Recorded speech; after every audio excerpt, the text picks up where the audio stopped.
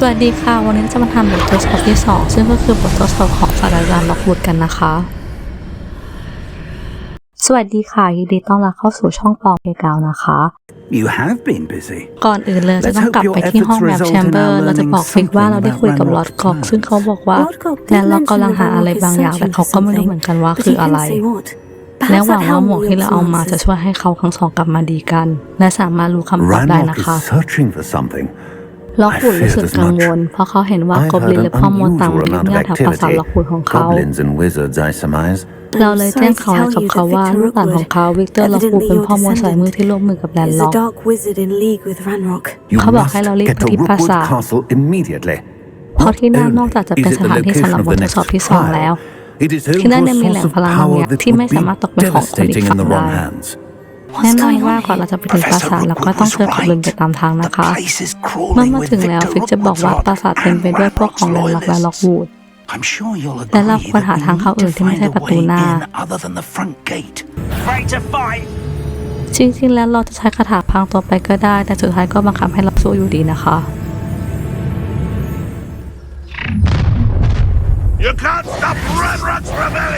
พอสู้จบเราก็ยกกล่องลงมาเพื่อปีนข้ามกำแพง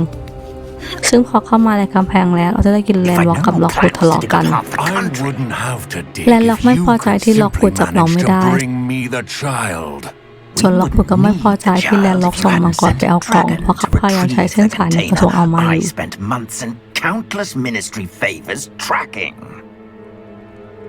แลนล็อกบอกล็อกวูดผิดที่ปล่อยให้เราขึ้นรถมาซึ่งถ้าเราไปถึงโรงเรียนเขาก็ไม่สามารถเอากล่องมาได้แต่ล็อกวูดก็ไม่เข้าใจว่าแลนล็อกยังมีพลังไม่พอหลังจากเขาอนุญาตให้เข้ามาขุดในปราสาทของตระกูลของเขาได้อย่างไรและล็อกบอกว่าไม่ใช่ว่าเขาได้รับอนุญาตจากล็อกวูดแต่ล็อกอยู่ที่นี่ก็แค่เพราะเป็นลูกหลานของคีปเปอร์และอันนิเวลเท่านั้นเพราะพวกเขาตกลงกันว่าแลนล็อกจะแบ่งพลังที่ได้กับล็อกวูดหากเขาพบแหล่งเก็บพลังที่เขายังหาไม่เจอ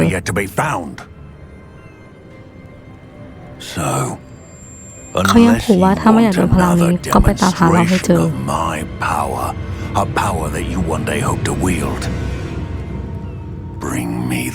ก่อนจะเข้าปราสาทเราต้องสู้กับพวกไรและก็ล็อกวูดอีกครั้งนะคะจากนั้นก็ตามทางมาเรื่อยๆจนมาถึงทางเข้าพอเรายิงสัญลักษณ์ของทุกอันประตูก็จะเปิดให้เราเข้าไปเมื่อเข้ามาเราจะพบว่าแหล่งเก็บพลังถูกนัดไปแล้วนะคะเราไม่เข้าใจว่าทำไมพวกเขายังอยู่ที่นี่แต่ฟิกบอกว่าเป็นไปได้ว่าแหล่งเก็บพลังอื่นๆอาจอยู่ที่นี่หรือที่อื่นก็ได้เข้ามาตามทางเรื่อยๆแล้วก็จะพบกับภาพบ้านของศาสตราจารย์ล็อกวูดเราบอกเขาว่าแลนล็อกเปิดแหล่งเก็บพลังแล้วตกใจมากแล้วบอกว่าถ้าแลนล็อกใช้เวทมนต์ให้ราคาคิงก่อนได้ก็แสดงว่าเขาได้เรียนการใช้พลังแล้วนอกจากนี้เรายังบอกเขาว่าแลนล็อกรู้ว่าเขาคือคีปเปอร์แล้วคุณไม่เข้าใจว่าสถานการณ์เป็นอย่างนี้ได้อย่างไรและเราควรได้ทำบททดสอบตอนนี้เราก็ตามหาร่องรอยเวทมนต์โบราณแล้วก็เปิดประตูนะคะบททดสอบนี้จะคล้ายๆกับบททดสอบแรกเริ่มมาต้องหาร่องรอยโบราณเพื่อแสดงทางไปต่อหลังจากนั้นเราก็ต้องเข้าออกผ่านประตูเพื่อปรับเส้นทางให้ไปต่อได้เหมือนเดิมนะคะแล้วก็ต้องเริ่มจากผ่านประตูมาเพื่อดึงเสาไปใกล้ๆทางเดินถ้าเราหมุนกลับ2 ครั้งกำแพงที่กั้นกล่องอีกอันจะหายไปเราก็ต้องเอากล่องออกมาแล้วเสกให้รอเพื่อเป็นฐานให้เราข้ามไปนะคะ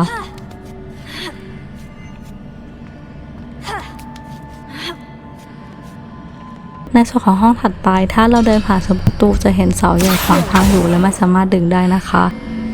ถ้าเราย้อนกลับมาในกลุ่มด้านข้างก็จะเห็นว่าซุ้มประตูหมุนสลับด้านและเสาที่เรามองผ่านประตูจะเตี้ยลงแต่ประตูจะกลายเป็นทางตันแทนนะคะดังนั้นเราต้องดึงเสาเล็กออกมาแล้วยิงสัญลักษณ์กับประตูเสาเล็กก็จะย้ายออกจากตำแหน่งเดิมทำให้เราเดินต่อได้นะคะห้องถัดไปเราเจอกับผู้พิทักษ์เหมือนเดิมก็อย่าลืมใช้คาถาปลดล็อกอาวุธเพื่อสู้นะคะ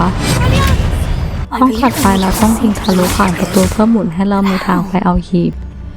จากนั้นเราก็กลับไปยังตรงกลางแล้ววิ่งผ่านซุ้มประตูที่มุมใหม่ ไปถึงอีกฝั่งก็จะสัญลักษณ์ให้ประตูกลับไปที่เดิมคราวนี้ทางนั้นก็จะปรากฏขึ้นนะคะห้องถัดไปต้องระวังนิดนึงนะคะหลังจากเปิดใช้ร่องรอยเวทมนต์เราจะเห็นเสาปรากฏขึ้นถ้าเราวิ่งผ่านชนประตูแล้ววิ่งกลับมาอยู่ดีเราต้องสู้กับผู้พิทักษ์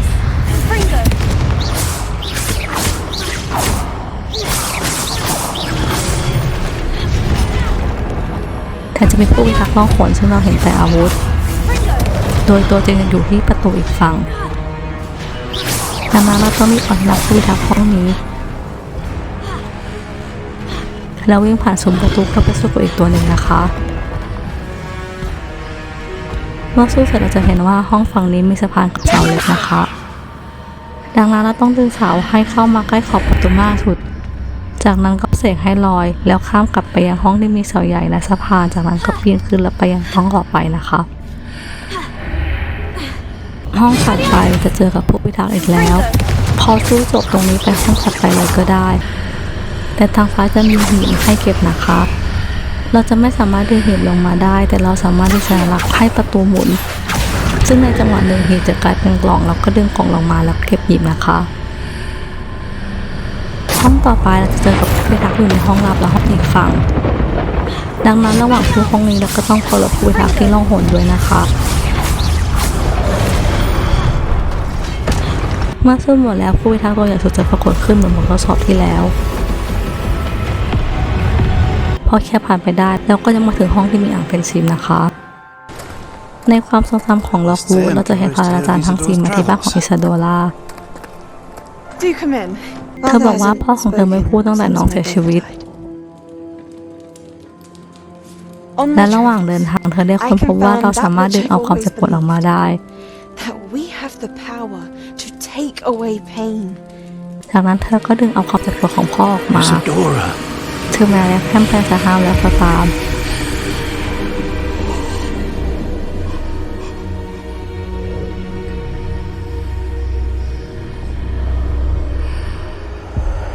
เขาบอกว่าเราเห็นสิ่งที่อยู่ในขวดแต่เราไม่รู้ว่าสิ่งนั้นมีพลังอย่างไร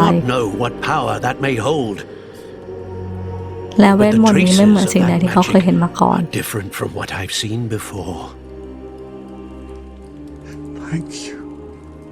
เมื่อกลับมาที่แมปแชมเบอร์และแค่มาล็อกวูดบอกว่าด้วยสถานการณ์ที่เกิดขึ้นที่ปราสาทล็อกวูดเราต้องไปต่อและพวกเขายังแนะนำนีฟฟิตเชอรัลอดีตอาจารย์ใหญ่ของฮอกวอตส์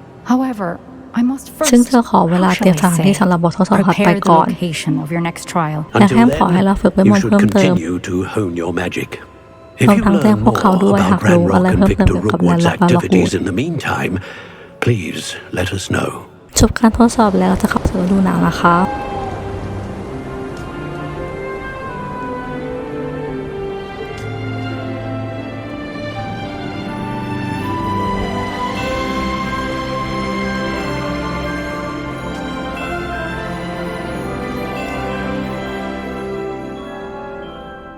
ในตอนนี้เราจะได้รับจดหมายเพียบเลยฉบับแรกมาจากป๊อปปี้ที่บอกว่าอยากคุยบางอย่างกับเราเกี่ยวกับนักลักลอบล่าสัตว์นอกจากนี้วิสลีย์ยังบอกให้เราไปหาดีเพื่อเรียนวิธีเพาะพันธุ์สัตว์รวมทำอัสไซเมนต์ของฮาวินเพื่อเรียนบอมบาร์ดาด้วยนะคะวันนี้วิดีโอยาวพอสมควรเลยงั้นเรามาต่อกันในวิดีโอหน้าขอบคุณที่รับชมวิดีโอนะคะขอบคุณค่ะ